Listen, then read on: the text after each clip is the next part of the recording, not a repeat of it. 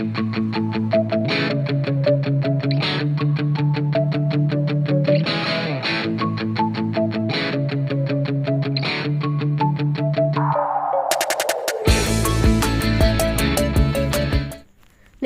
జిల్లా దరిపల్లి మండల కేంద్రంలో నూతనంగా ఏర్పాటు చేసిన చాకలి ఐలమ్మ విగ్రహం ఆవిష్కరించి మరియు ప్రజాపాలనలో నిజామాబాద్ రూరల్ శాసనసభ్యులు డాక్టర్ భూపతిరెడ్డి పాల్గొన్నారు.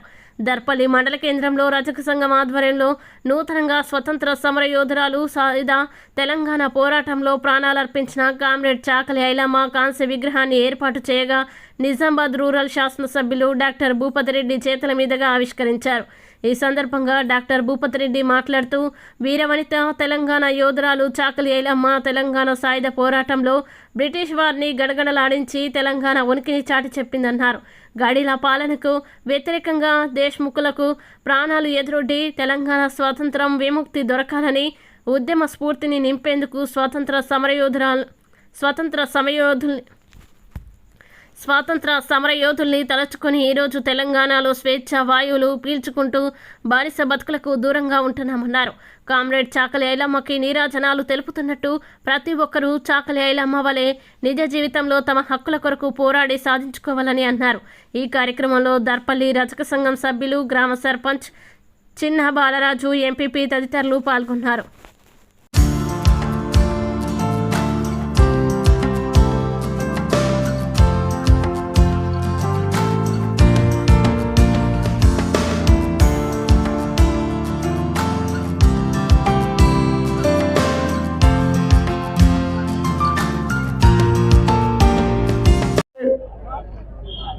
తెలంగాణ ప్రజలను విముక్తి పరిచినటువంటి